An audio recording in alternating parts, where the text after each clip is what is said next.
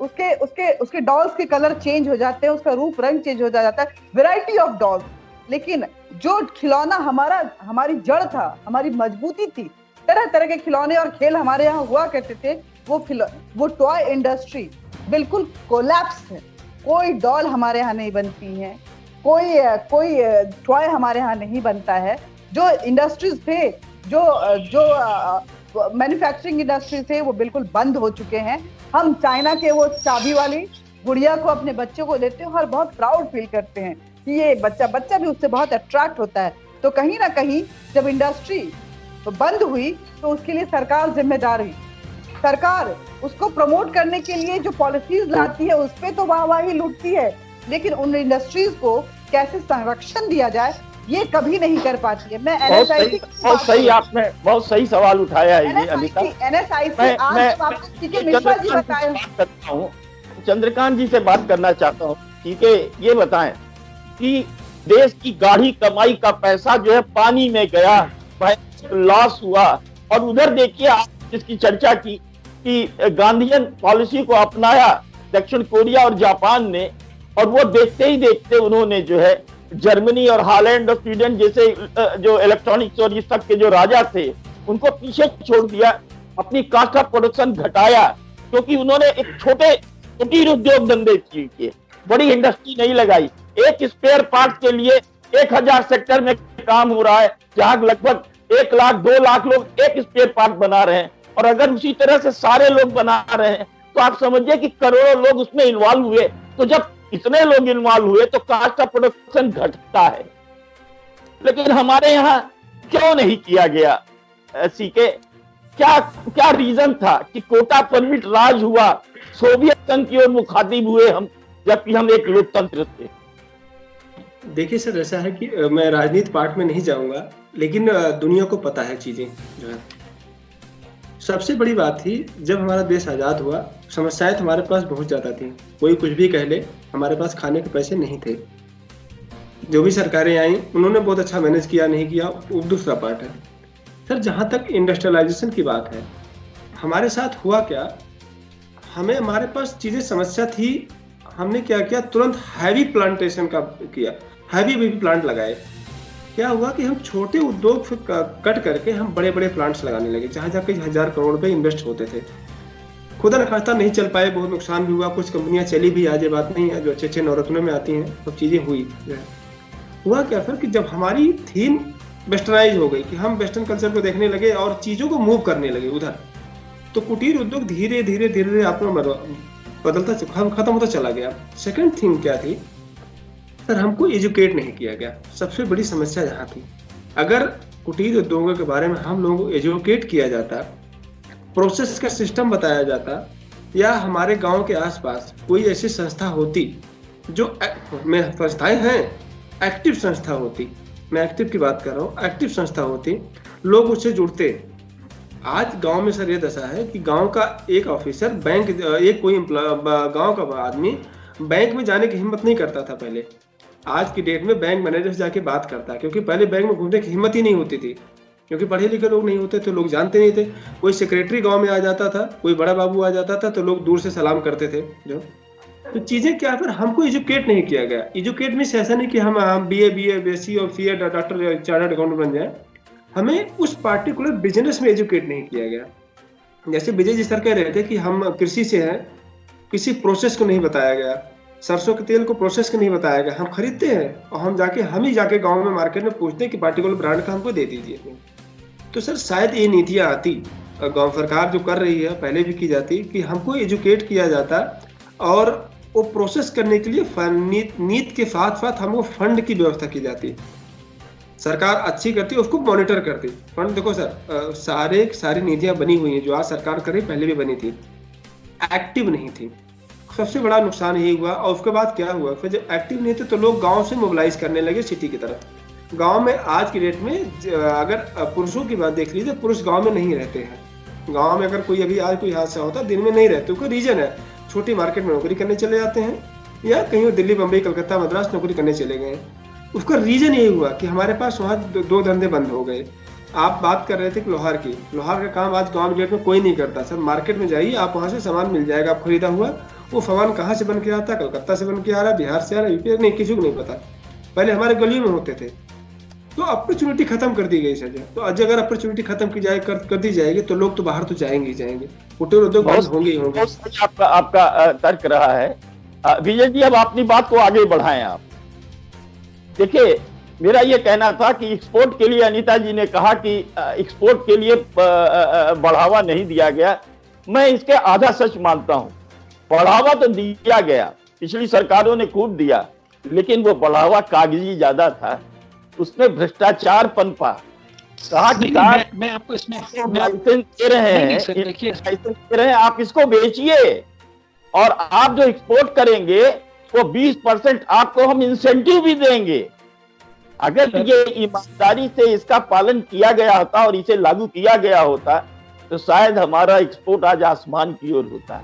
लेकिन हुआ क्या कि कागजी का खेल हुए, पैसे बनाए गए, नकली जो है एक्सपोर्ट किया गया, पैसा मंगवाया गया, बहुत बहुत खेल हुए। नतीजा ये हुआ कि दिनों दिन नकली एक्सपोर्ट होता रहा, असली एक्सपोर्ट का बट्टा बैठ गया। नहीं सर, आप जो कह रहे हैं मैं आपकी बात से भी आधा ही सहमत हूँ। मेरा लगभग अब तो ये मानना है, रामचरितमानस की चौपाई है, अजाने क्या श्लोक है, बीती बात बिसार दे और आगे की सुध ले, जो हो गया वो हो गया। ठीक है जी, अब हम जाके उस पास्ट को बदल नहीं सकते, हम फ्यूचर बदल सकते हैं अगर हम आज से काम शुरू कर दें। तो क्या हमने ये काम शुरू कर दिया है? यस, हम ये काम शुरू कर चुके हैं। अब पुराने उसमें ये बात सच है कि हम वर्ल्ड ट्रेड का 30% थे। आज ये भी बात सच है कि हम वर्ल्ड ट्रेड का 1% से भी कम हैं, संसार के अमीरों में शुमार हैं। तो उस 1% से भी कम में जो 50% के लग है वो एक्सपोर्ट से तकरीबन 35-40% डायरेक्टली जुड़ा हुआ है और बाकी के 10-15% लोग वो हैं जो इनडायरेक्ट एक्सपोर्ट कर रहे हैं। तो हम ये मान लें 50% बिजनेस आगे एक्सपोर्ट से ही आ रहा है हमारे पास। जो हम अपने पूरे किन चीज़ों की जरूरत है हम उन पर ये फोकस कर लें कि जी एक्सपोर्टर को जो भी एक्सपोर्ट वाला बेनिफिट लेना चाहती है, छोटी छोटी यूनिट, इनको हम क्या क्या मदद कर सकते हैं। इसमें सबसे इम्पोर्टेंट है बायर, क्योंकि जहां मैं दोबारा इस बात को बार बार ये इसलिए इंसिस्ट करता हूं क्योंकि अगर आपके पास बायर है, अगर आप किसी को भी ये कहें कि जी मैं आपसे ये 10,000 पीस खरीदना चाहता हूं और ये इसका रेट है, क्या तुम बना लोगे, वो इमीडिएट सब कुछ सेटअप कर देगा। और मैं ये कहूँ कि जी आप एक काम करो, आप ये 10,000 पीस बना लो, फिर मैं देखता हूँ मार्केट में कैसे बेचते हैं। तो वो कहेगा भाई साहब कब बेचोगे, क्या होगा क्या नहीं होगा, हम पैसे क्यों लगाएं। तो इसलिए सबसे इम्पोर्टेंट कड़ी में बायर है।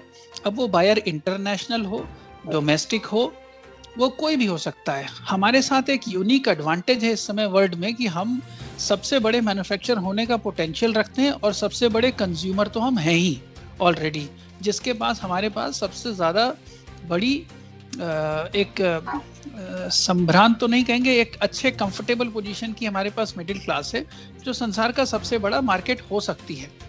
तो हम उस सिचुएशन को देखें कि हम अपनी मार्केट में कैसे चीज़ कर रहे हैं। मैं आपको बहुत छोटा सा एग्जांपल देता हूं कि अगर कृषि की बात करें, हम हमेशा ये कह रहे हैं कि इंपोर्ट सब्स्टिट्यूशन होना चाहिए, इंपोर्ट का बिल कम होना चाहिए, इंपोर्ट सब्स्टिट्यूशन होना चाहिए। लेकिन अगर मैं आपको ये बताऊं कि आज भी हम हिंदुस्तान का जो अनार है और जो सेब है और जो अंगूर है वो 70 से लेकर 90% तक इंपोर्ट कर रहे हैं। और हमारे पास किसान ऐसा है जो परेशान है, जो सिर पे माथे पे हाथ रखकर फोटो उसकी आ रही है। तो क्या हम यही सेब, यही अनार, यही अंगूर को इंपोर्ट सब्स्टिट्यूशन नहीं कर सकते? हम क्यों राफेल के और क्यों हम जो है F-16 के इंपोर्ट सब्स्टिट्यूशन में लगे हुए हैं? हम सबसे पहले अगर जैसे मैंने कहा था ना, हमारी पिछली पीढ़ी या उससे पहली वाली पीढ़ी किसान थी, तो सबसे आसानी से हम उद्यमी खड़ा कर सकते हैं खेती में। और इस समय मैं आपको बताऊं, हम लोग के पास केस हैं, एग्जाम्पल्स हैं कि एक लेडी है राजस्थान में जो 1 एकड़ की लैंड में वो 24 लाख रुपए कमाती हैं। क्या 24 लाख का पैकेज मेरा है एज अ जनरल मैनेजर? नहीं है। अगर नहीं है तो क्या वो हमसे ज्यादा समझदार नहीं है? नहीं, बहुत सही आपने कहा कि हमें लगता है कि ऐसे हमें प्रमोट करने होंगे। और देखिए, जो ये प्रोसेसिंग है, कोल्ड स्टोरेज है, जब तक हम ये इंफ्रास्ट्रक्चर डेवलप नहीं करेंगे तब तक ये फलों की जो आप कह रहे हैं इनको हम गुणवत्ता नहीं दे सकते और इनको हम बाहर भेज नहीं सकते, क्योंकि हमारे पास बायर है वो दलाल टाइप के, वो गलत ढंग से लेते हैं। हालांकि अब काफी सुधार आ रहा है, लेकिन सबसे ज्यादा जरूरत जो देखिए है अभी हाँ सर, एक तो फूड प्रोसेस को कायदे से और दूसरे उनको बनाने होंगे। सर अभी जो है लेटेस्ट, अभी कुछ दिनों पहले ही सारे फार्मा प्रोड्यूसर ऑर्गेनाइजेशन को 50% सब्सिडी के साथ कोल्ड स्टोरेज की बात हो रही है।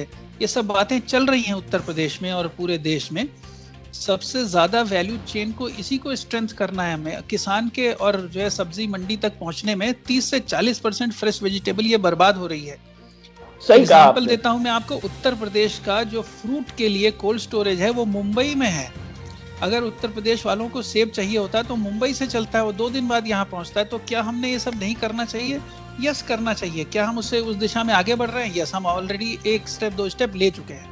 तो ये बैकएंड पे सारा काम चल रहा है कि हमें बैकएंड में इंफ्रास्ट्रक्चर कैसे मजबूत करें कि नेनुआ, अगर हमारा नेनुआ या हमारा टमाटर किसान 1 रुपए किलो बेच रहा है और हमने आज तक कभी 20 रुपए या 30 रुपए किलो से कम खरीदा नहीं है, तो बीच में कौन फायदा उठा रहा है जो किसानों को नहीं है? इसी के मद्देनजर हम लोगों ने एक डिविडेंड बेस्ड मार्केटिंग की स्कीम अभी हम लोग फॉर्मुलेट कर रहे हैं। इसमें यह होगा कि हम जैसे अगर मान लीजिए लेमन ग्रास ऑयल कोई उगाता है, अगर किसान से कोई ट्रेडर खरीदता है 1,000 रुपए लीटर और इंटरनेशनल प्राइस उसका या डोमेस्टिक बड़ी मार्केट का प्राइस उसका 2,500-3,000 है, तो हम उसको जिस भी भाव NSIC बेचेगा उसमें से अपने 10% या 5% एडमिनिस्ट्रेटिव मार्जिन काट के बाकी का सारा पैसा हम किसान को देने वाले हैं। इस दिशा में हमने कम से कम 100 से ज़्यादा बायर से इंटरनेशनल बात करी है। और जितने लोग भी जो बड़े हैं, जो एथिकल कंपनीज हैं, बड़ी बड़ी जो बड़ा काम करती हैं, अब जैसे अरोमा ऑयल की एक पूरी बड़ी एसोसिएशन है जो इंग्लैंड में है, उनसे जब मैंने ये बात की कि हम इस तरह से काम करना चाहते हैं, उन्होंने बड़े हैप्पीली एक्सेस दिया हमें कि आप गवर्नमेंट कंपनी हैं, अगर आप ये वादा कर रहे हैं कि आप इस तरह से करना चाहते हैं तो हम आपके साथ अपने 1,000-1,500 कस्टमर के साथ हम आपके इस पूरे प्रोग्राम में जुड़ने के लिए तैयार हैं, सब्जेक्ट टू आप अपना मैक्सिमम पैसा जो है पास ऑन कर दें। हमने कहा जी जब इसका बिजनेस वॉल्यूम बड़ा हो जाएगा तो हमारे पास ये भी पोजीशन है, हम कुछ केस में NSIC सिर्फ 0.25% मार्जिन पे काम कर रही है ऑलरेडी।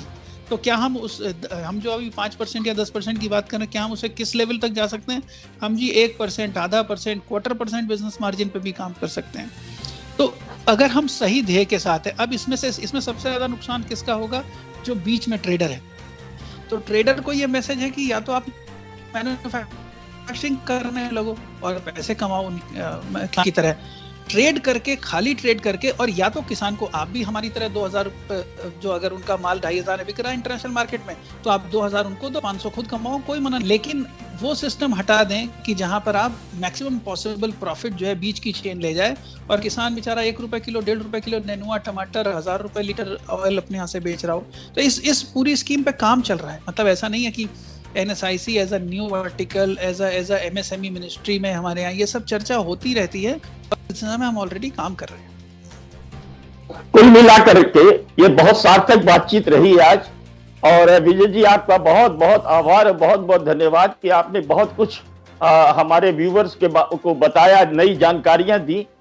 कुल मिलाकर के हमें ये लगता है कि सरकार का सहयोग हमारी नीचे स्तर पर गुणवत्ता, चाहे वो उद्योग हो, चाहे वो कृषि क्षेत्र हो, और किस तरह से जैविक खेती की ओर हम बढ़े।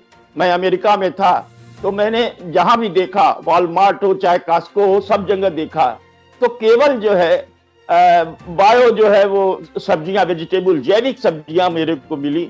और मुझे बड़ा आश्चर्य हुआ कि हमारे देश में ऐसा क्यों नहीं है। अगर हमारे देश में इस तरह का हुआ होता, जैसे कि आपने चर्चा भी की, तो शायद इस क्षेत्र में, ये तो हमारा पूरा देश जो है कृषि पर आधारित रहा है, मानसून पर आधारित रहा है। अगर हम अच्छे क्वालिटी का, अगर फ्रूट, चाहे वो फ्रूट हो, सब्जी हो, चाहे वो हो, तो हम बहुत आगे बढ़ सकते हैं। बजाय FNG के हमें इस ओर ज्यादा ध्यान देना होगा। अगली बार हम फिर मिलेंगे एक नई बात के साथ। तब तक के लिए आज हमारी पूरी टीम को और पद्मपति शर्मा को आज्ञा दीजिए। नमस्कार, नमस्कार, नमस्कार। नमस्कार, जय हिंद।